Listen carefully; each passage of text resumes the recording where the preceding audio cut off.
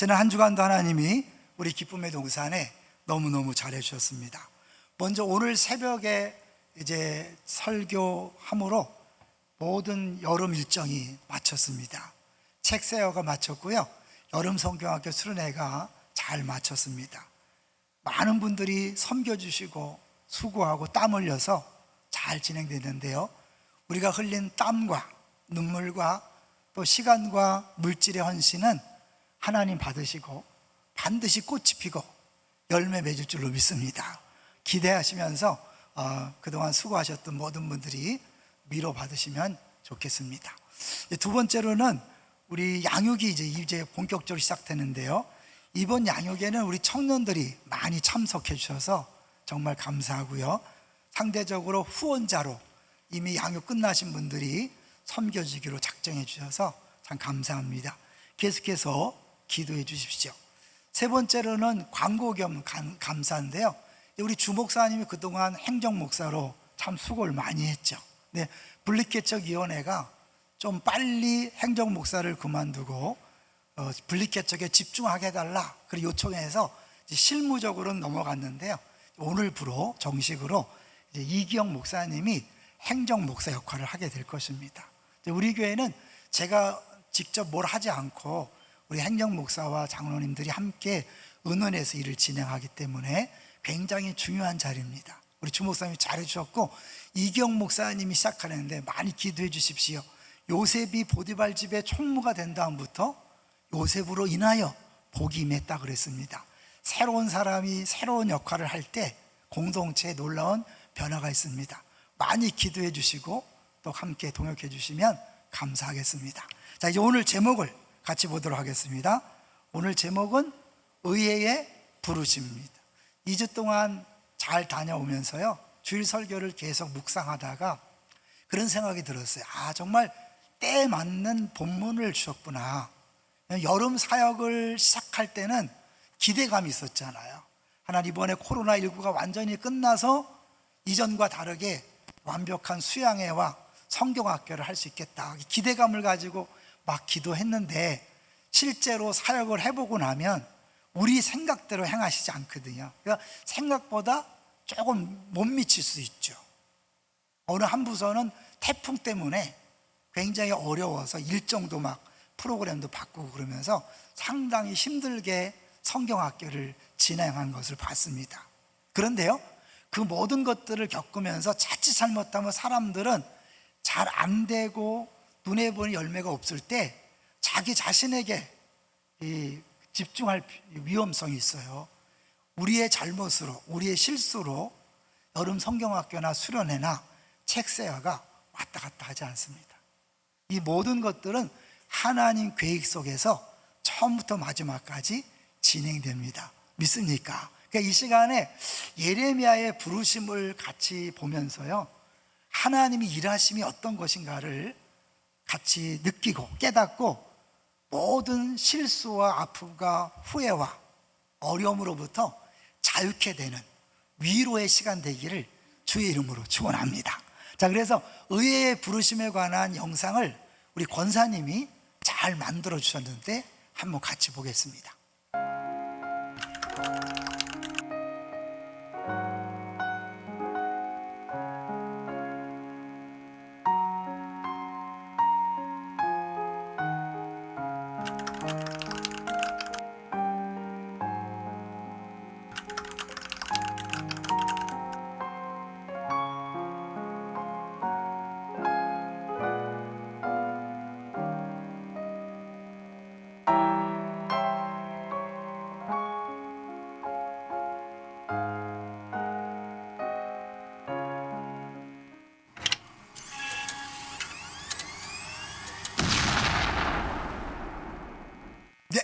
우리가 볼 때는 이해가 안 되고 해석이 안 되지만 하나님의 완벽한 작품 속에 꼭 필요한 부분을 우리한테 맡기시고 하나님이 친히 그 일들을 이루어 가십니다.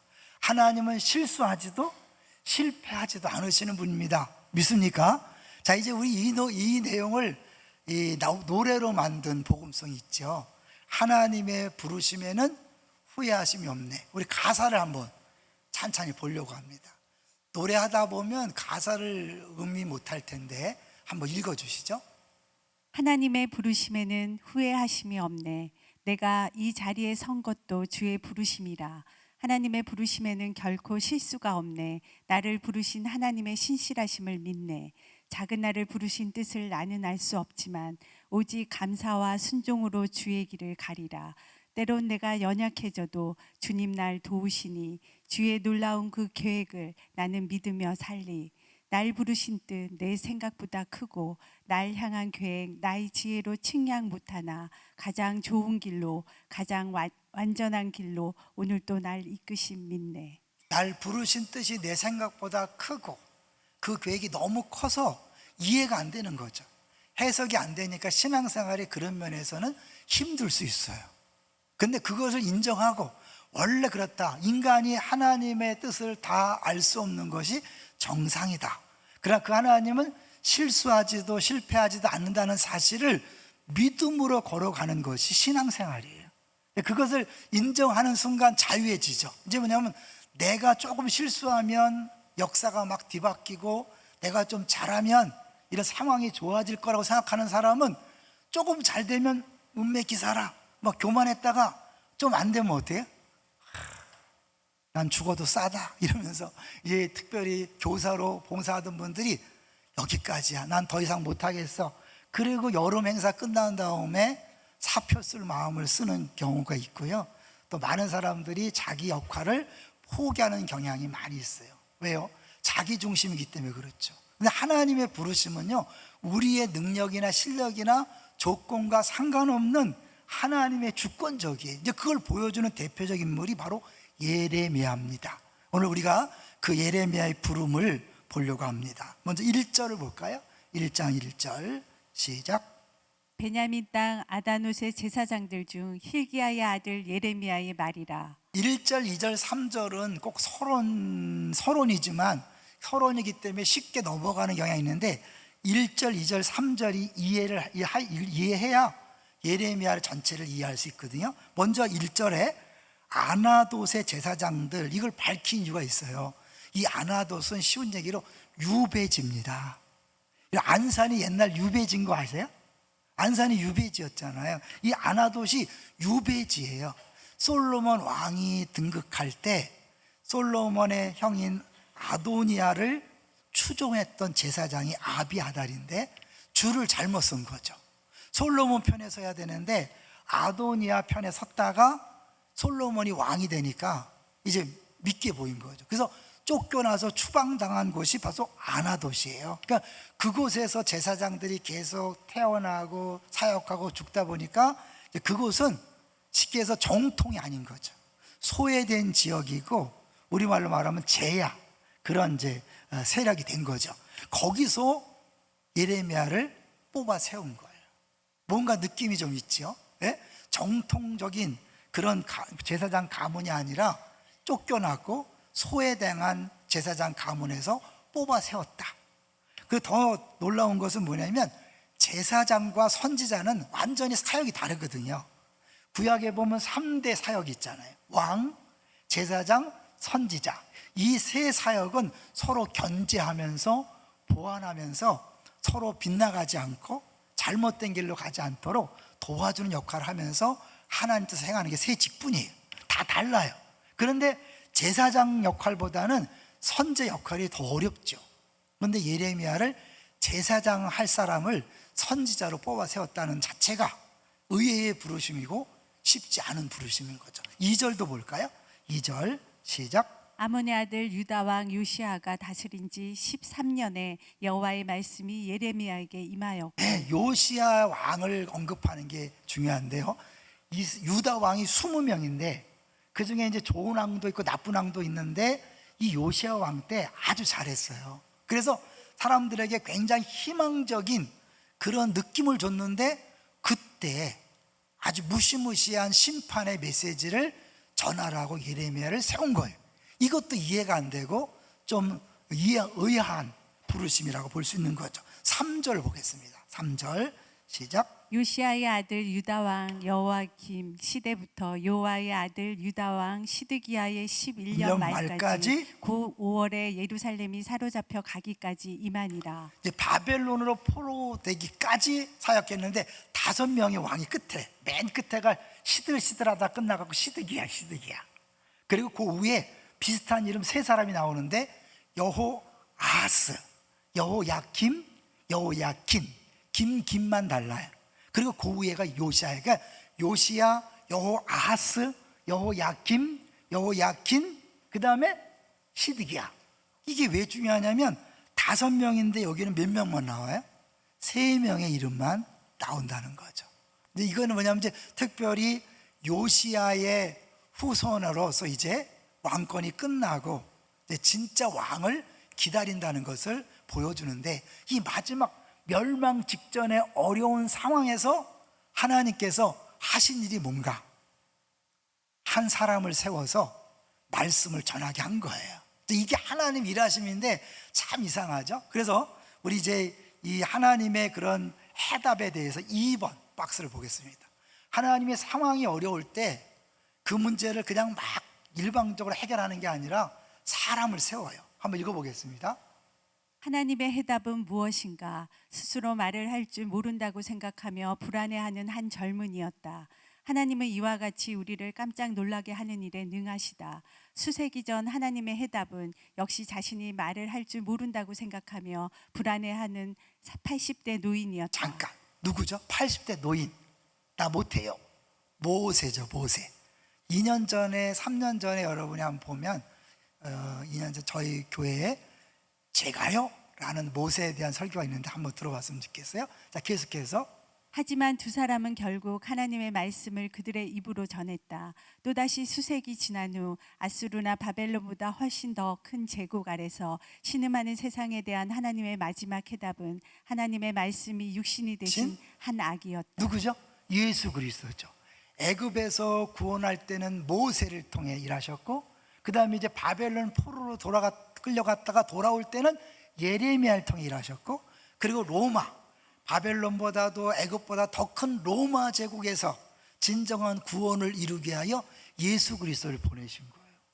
그러면 지금은 누굴 보낼까요?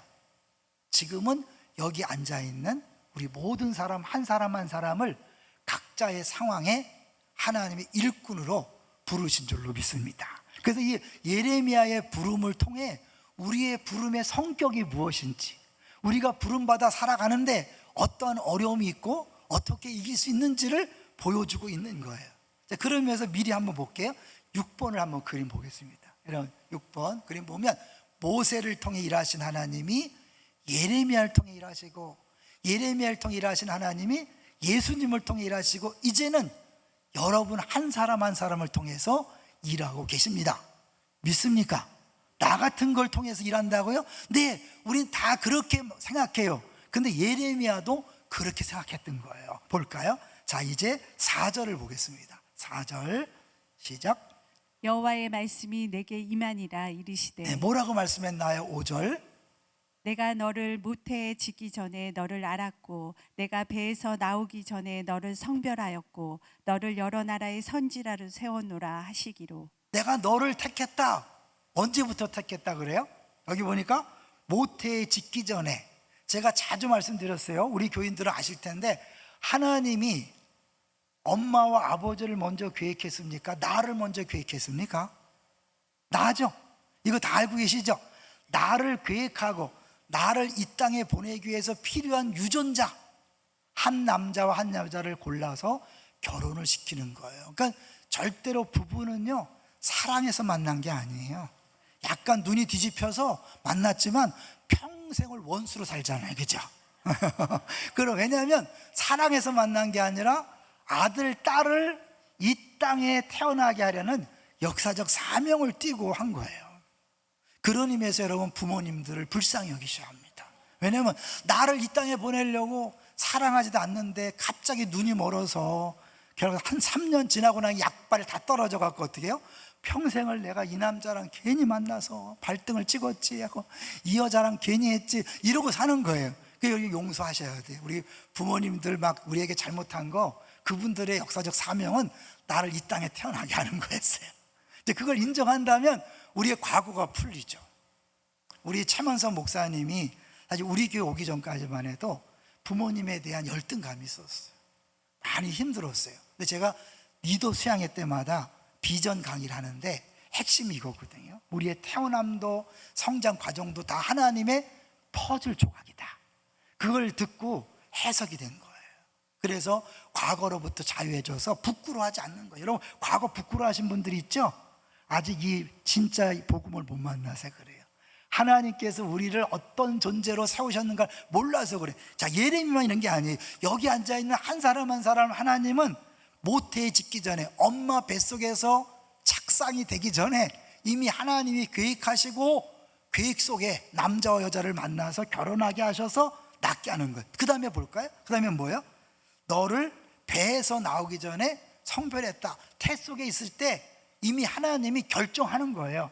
대표적으로 이삭의 쌍둥이 아들 있죠? 누가 누구예요? 야곱과 에서. 누가 먼저 태어났어요? 에서가 먼저 태어나고 야곱이 발뒤꿈치 들고 따라왔죠. 말하면 누가 형이에요? 에서가 형인데 하나님은 이미 태 속에서 야곱을 장자로 선택했어요. 이미 태 속에서 하나님이 결정했다는 건 뭐냐면, 우리는 보통 태어나서 공부하는 모습 보고 일하는 모습 보고, 아, 얘는 싹수가 파랗구나, 그 하는 행동과 모습을 보고 결정하지만, 하나님은 이미 결정해 놓고 우리들을 엄마 뱃속에서 10달을 지내게 한 다음에 이 땅에 태어나서 수많은 경험을 통해 하나님의 일꾼으로 세워가는 거예요. 그런 의미에서 우리 엄마 아버지도 하나님 계획이고, 내가 태 속에서 어떠한 태교를 받았는지도 하나님의 계획이고, 태어나서 수십 년 동안 살면서 상처받고 아픔을 겪고 고통을 당하는 그 모든 것도 우연이 아니라 하나님이 우리를 쓰시기 위한 계획 속에 다 과정인 거예요. 믿습니까? 이렇게 믿는 사람하고 그냥 우연 속의 연속이다, 아, 나는 이렇게 재수가 없냐, 태어날 때부터 그렇게 불행하더니 자랄 때도 한 번도 만족한 적이 없고, 결혼을 했더니 또 이상한 남자랑 여자랑 만나서 내 인생은 풀리는 게 없다, 이렇게 생각하잖아요. 근데 우리가 복음 안에서 말씀 중심으로 내 인생을 해석하면 그 모든 것들이 하나님의 계획이고 하나님의 뜻인데, 하나님은 실수도 실패하지도 않는다. 기대하시라. 개봉박도. 여러분 인생을 통해 하실 일을 기대하십시오. 여러분 자녀들을 통해 하실 일을 기대하십시오. 하나님께 놀랍게 일하실 줄로 믿습니다. 자, 그 다음에 볼까요? 너를 여러 나라의 선지자로 세웠다. 한 나라도 아니에요. 여러 나라, 세계 모든 나라의 열방의 선지자를 세운 거예요. 근데 아까 얘기했지만 예레미야 뭐예요? 변방에 추방당한 제사장들, 예? 정통도 아닌 소외된 계층에 거기서 불러내서 자기를 썼는데 나이도 어려요. 그러니까 어떻게, 이게 이해가 안 되는 거예요. 해석이 안 되는 거예요. 그래서 6절에 뭐라고 답변합니까? 6절 볼까요? 시작. 내가 이르되 슬프도소이다. 주 여호와여 보소서. 나는 아이라 말할 줄을 알지 못하나이다 하니. 나는 아이예요. 여기 영어 성경에 보면 뭐예요? I'm too young 그랬잖아요. 난 너무 어려요. 안 돼요. 근데 이게 6절부터 9절까지가 한 묶음이에요. 우리가 보통 말하는 키아진 구조인데, 그러면 6절하고 뭐가 짝일까요? 9절이 짝이죠. 자, 이 예레미야는 난 아이예요, 말 못해요 그랬더니 9절에 하나님 뭐라고 말씀합니까? 9절 시작. 여호와께서 그의 손을 내밀어 내 입에 대시며 여호와께서 내게 이르시되 보라, 내가 내 말을 내 입에 두었노라. 나 말할 줄 몰라요. 그때 하나님, 야 걱정하지 마, 내가 내 말을 내 입에 넣은 거야, 넣을 거야. 그러니까 네가 하는 게 아니라 내가 네 입을 통해 말할 거야. 할렐루야. 이래 하나님 일하심이 이런 거예요. 우리 자꾸 어떻게 내 실력을, 내 학력을, 내 재산을, 내 건강을, 자꾸 내 나이를 따져요.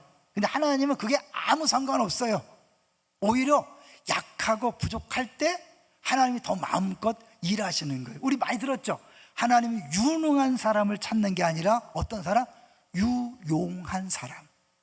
실력 있는 사람은요, 자기 실력 가지고 하나님 앞에 순종 잘 못해요. 그런데 겸손한 사람은 난 잘 못하니까 하나님 알아서 하세요 하고 순종하는 유용한 사람을 찾는 거예요. 자, 그래서 이제 우리 5번을 보여주시면 영어지만 간단하죠. I don't care. 난 상관하지 않는다. 네가 올드하든지 영하든지 그건 아무 상관없어. 나는 내가 너를 준비한 거야. 네가 어리든 나이든 상관없이 내가 너를 쓰려고 준비했어. 할렐루야.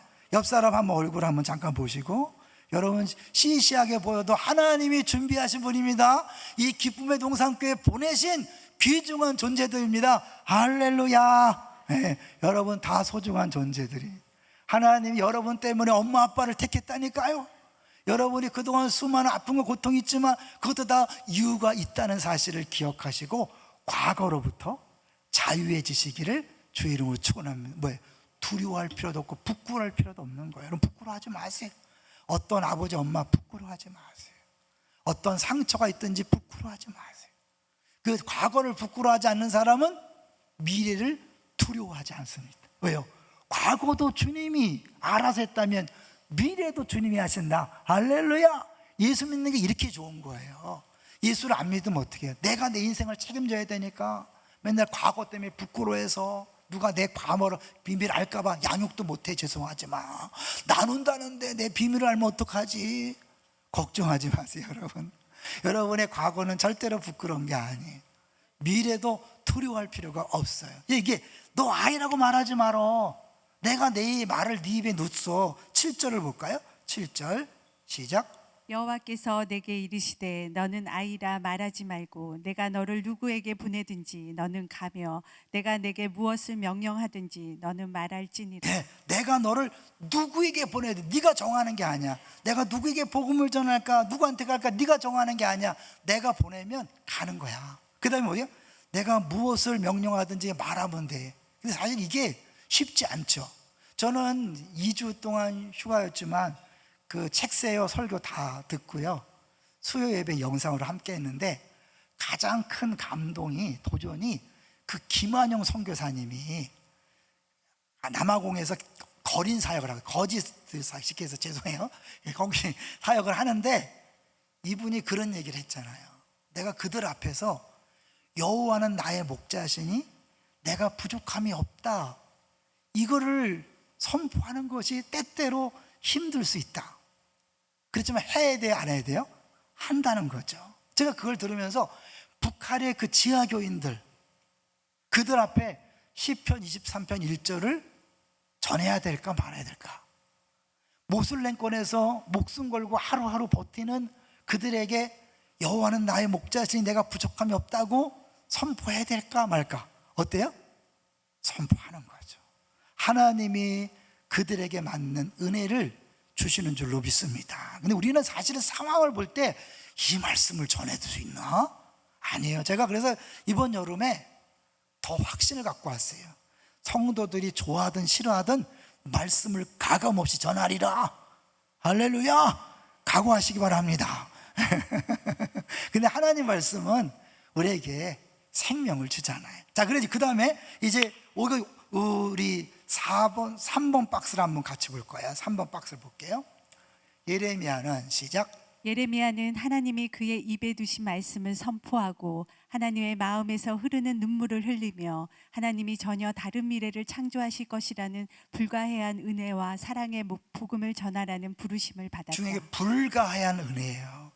예레미야는 자기가 말씀을 전하면서도 이것이 어떤 방법으로 이루어질지 다 알았을까요? 몰랐을까요?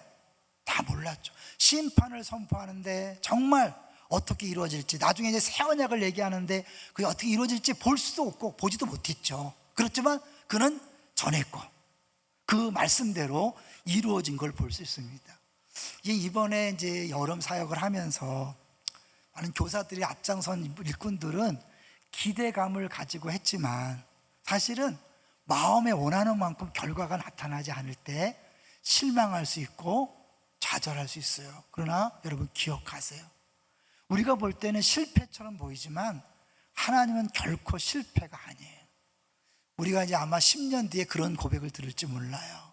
그때 막 날씨 때문에 장소 때문에 막 어렵고 힘들고 그야말로 누가 볼 땐 엉망진창처럼 보였지만 그때 선생님의 그 말 한마디가, 선생님이 땀이 뻘뻘 흘리면서 그렇게 애쓰시는 모습이 나를 감동 줬습니다.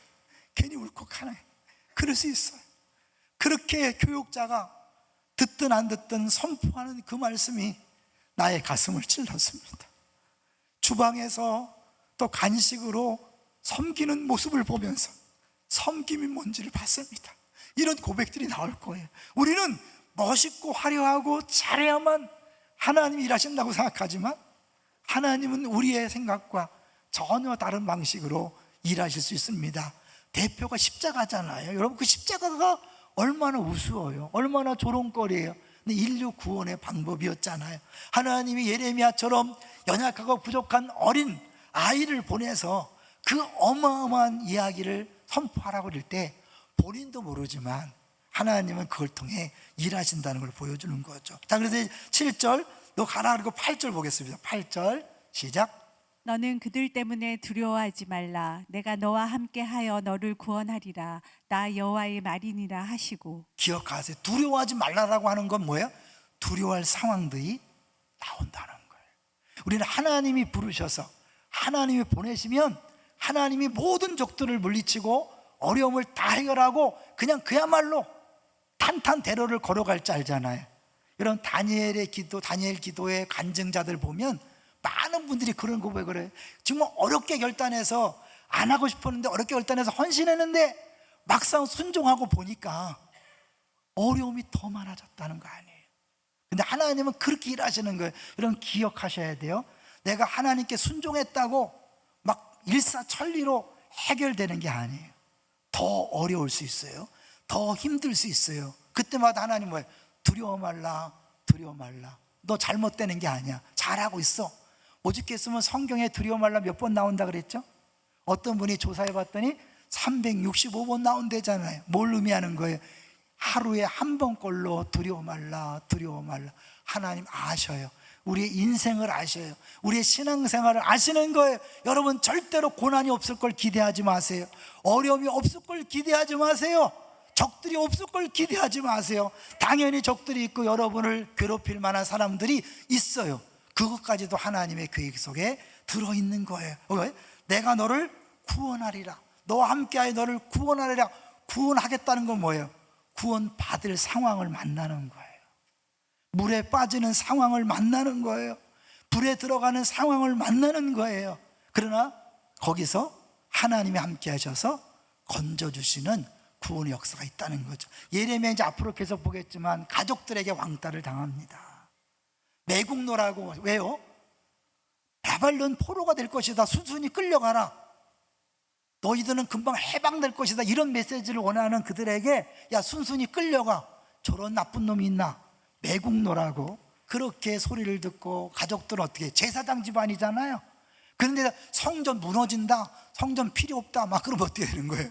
그 집안 자체의 존재 근거를 무너뜨리는 거잖아요. 근데 그러니까 미움받고 핍박받고 심지어 욥처럼 내가 잘못 태어났습니다라고 고백을 몇 번 한다는 거예요. 그 정도로 어려운 길이 준비되어 있는 것이 예레미야의 부름입니다. 우리의 부름은 어떨까요? 역시 우리 부름에도 실패도 있고 아픔도 있고 어려움도 있는 것처럼 보여요. 그것이 끝이 아니에요. 모든 것을 합력하여 선을 이루신 하나님이 악인도 악한 날에 필요해서 지으신 하나님이 그 모든 것들을 주권적으로 만들어 가시고 역사하시고 역사를 진행하실 줄로 믿습니다. 그래서 볼게요. 우리 5절을 같이 4번을 보여주시면 4번을 볼게요. 4번을 보여주시면 읽어볼게요. 시작. 하나님은 예레미야가 출생하기 전에 선택했음을 분명히 하심으로 교만의 모든 근거를 제거하신다. 이 사명을 위해 예레미야가 선택된 근거는 그가 그때까지 착한 소년이었다는 것과 아무런 상관이 없었다. 따라서 그가 살아가다가 이게 아닌데 하는 느낌을 가졌을 수도 있겠지만 그럼에도 불구하고 역사 속에서 예레미야의 위치를 결정한 것은 하나님의 주권일 뿐만 아니라 하나님의 은혜였다. 네. 딱 태어나서 말하고 행동하는 거 보니까 똑똑똑해. 얘 쓸만하다. 쓴 게 아니라는 거예요. 미리 정했으니까. 더 나아가서 뭐예요? 살다 보니까 아무리 노력하고 애써도 되는 일이 없어. 난 아닌가 보다. 난 이 자리에 맞지 않는가 보다. 이런 소리도 하지 말라는 거예요.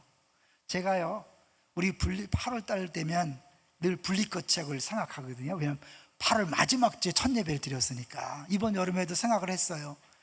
참 우리 교회가 여기 온 게 기적이다. 왜냐하면 8월 첫째 주에 임시당회에서 결정했어요. 8월 넷째 주에 첫 예배를 드렸어요. 한 달 동안 우리는 분리개척 기도회가 없었어요. 분리개척 멤버가 없었어요. 그냥 첫 예배 드리니까 모이세요. 그렇게 해서 시작했어요. 그러니까 우리들 생각해 볼 때는 이래 되겠는가? 아니에요. 주님이 알아서 하세요. 믿습니까? 우리 교회 여기까지 왔잖아요.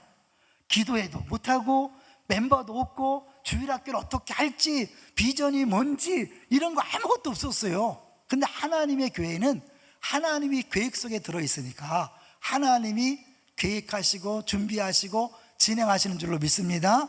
우리 4차 분리개척 준비하고 있는데 주 목사님에게 너무 빨리 답을 나가려고 하지 마세요. 알아서 하나님의 때에 답이 나올 거예요. 아시겠죠?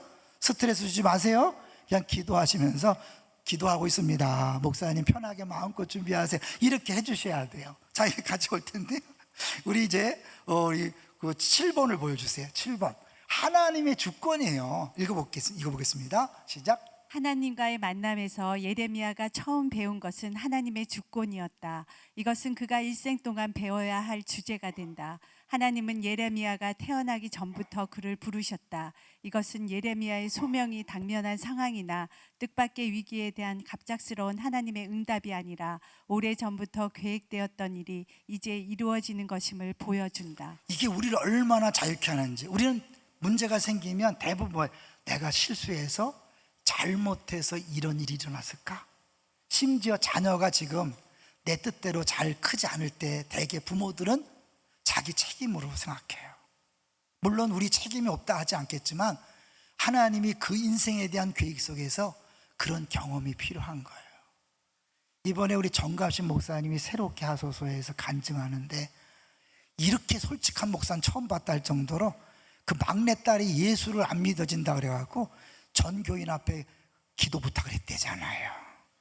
목사 딸이 예수를 안 믿겠다 그래서 하여튼 별별 일들이 이제 다 있었는데 다 그것도 뭐야? 하나님 계획 속에 있는 거예요. 여러분 가정에서 직장에서 사업장에서 교회 공동체에서 어려움이 생기고 문제가 생길 때 내 잘못이야. 물론 여러분 책임지고 기도하는 거 좋아요. 자책하지 마세요. 후회하지 마세요. 그래서 나는 이제 그만둬야 돼. 사표 써야 돼. 아니에요. 여러분 때문에 그 일이 생긴 게 아니에요. 하나님 계획 속에 그 어려움은 작정돼 있던 거예요.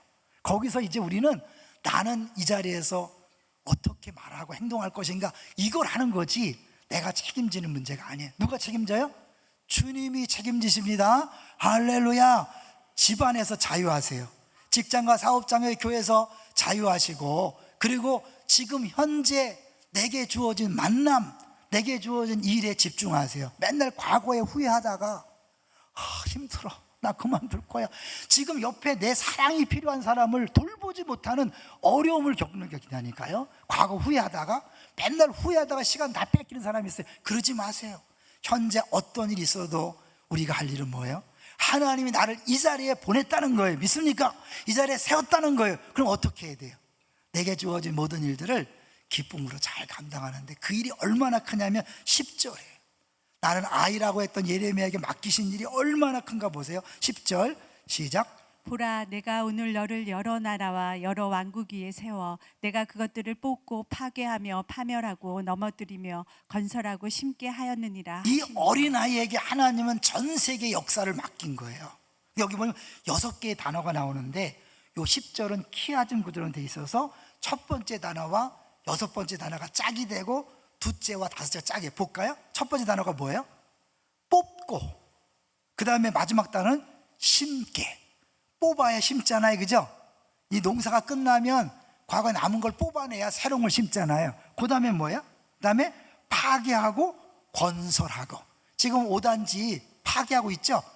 파괴해야 새로운 건축물이 세워지잖아요. 그러니까 하나님이 과거의 모든 것, 성전을 비롯한 과거의 모든 것들은 다 뽑고 뿌리 뽑고 깨트린 다음에 새로운 것을 시작하는데 그 일들을 예레미야 입을 통해서 말씀한다는 거예요. 나는 어린아이라 말도 못하겠다고 한 예레미야에게 이렇게 어마어마한 것을 맡기신 거예요. 이게 하나님이에요. 여기서 저는 파스칼의 한 말이 너무너무 감동적이었어요. 우리 9번을 보여주시면 파스칼이 이런 말을 했어요. 한번 읽어볼까요? 시작. 하찮은 일도 크고 중요한 일을 하듯 하라. 우리 안에서 일하시고 우리의 삶을 사시는 예수 그리스도는 위대하시기 때문에. 잠깐 멈추죠. 사실은 예레미야가 어린아이기 때문에 어린아이에게 맡길 수 없지만 누가 하나님이 하는 거잖아요. 하나님이 함께 하시면 작은 일이 없어요. 우스운 일이 없어요. 시시한 일이 없어요. 내가 지금 가서 말씀을 전해야 되는데 언제까지 설거지만 해야 되냐?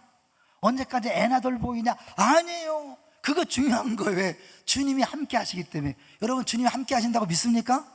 어떻게 함께 하죠? 내 안에 계시잖아요. 내가 사는 것이 아니요, 내 안에 그리스도가 사는 거예요.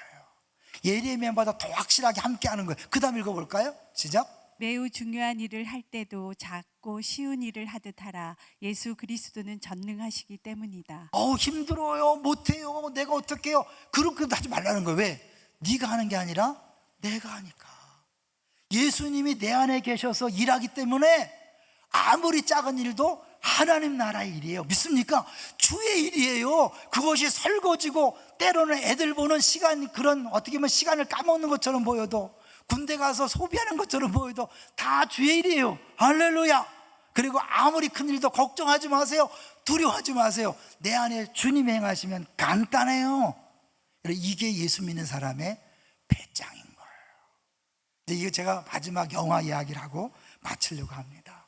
우리가 보통 우리가 보배를 담은 질그릇이라고 하잖아요. 우리가 질그릇이고 우리 안에 보배이신 예수님이 있기 때문에 우리가 소중한 존재잖아요. 영화 에어포스 원이라고 들어보셨어요?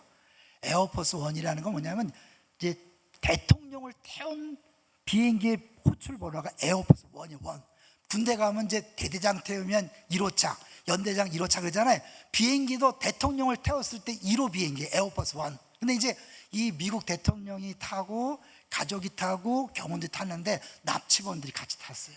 그래서 막 그 납치범들이 대통령을 사로잡고 이제 자기네 유리한 조건을 가지려고 하다가 이제 대통령이 탈출하라고 보냈는데 안 탈출하고 막 싸워. 그래서 막 적들을 하나씩 물리치고 막 하는데 여러 가지 우여곡절 끝에 그 에어포스 원, 원래 비행기가 더 이상 운행이 불가능한 상태까지 갔어요. 그러니까 구조선을 수송기를 보내는 거예요. 대통령을 태울 수송기를 보내는 거예요. 그러니까 이게 대통령에 어울리지 않죠. 그러나 이제 그것도 귀하기 때문에 결국 그 수송기에 딱 타는데 이 백악관에서는 대통령의 생존 여부가 궁금하잖아요. 어떻게 됐을까? 그래서 이제 원래 대통령이 탔던 에어포스원이 추락했고 이 대통령이 그 수송기에 이제 딱 탔어요. 이 백악관에서 대통령 어떻게 됐지? 그랬을 때 이 수송기에서 조종사가 이야기하는 거예요. 저는 이게 너무 감동적이었어요. 여기는 자유 2-4호가 24호 호출명을 바꾼다. 이제부터 에어포스 원이다. 여러분은 감동이 안 되죠? 저는 너무 감동해요. 에어포스 원이다. 이 수송기지만 대통령을 태웠다는 거예요. 그러니까 그 승무원들이 각하에게 하는 거잖아요. 수송기든 여객기든 뭐 중요한 기된 게 아니에요. 누가 탔냐가 중요하죠. 이제 거기는 대통령이 탄 차가. 우리는요, 많이 배웠든 적게 배웠든 나이 들었든 젊었든 부자든 가난한 사람 아무 상관없어요. 뭐가 중요해요? 우리 안에 계신 예수님. 할렐루야. 여러분의 인생은 그래서 소중한 거예요. 아무리 가치 없는 것처럼 보여도 여러분 안에 계신 예수님 때문에 여러분의 일은 하나님의 일이요, 주의 역사가 되는 거예요. 감사함으로 받고 담대하게 살아가요. 또 하나는 아무리 어렵고 힘든 일이 주어져도 두려워하지 마세요. 걱정하지 마세요. 누가 한다고요? 내 안에 계신 주님이 하셔서. 여러분, 그 일을 하면 할수록 뭐예요? 야, 내가 이걸 했다고? 주님이 하신 걸 보면서 할렐루야, 할렐루야 이렇게 되는 거예요. 이게 예수 믿는 행복이에요. 여러분, 이 행복을 절대로 놓치지 마시기를 주의 이름으로 축원합니다.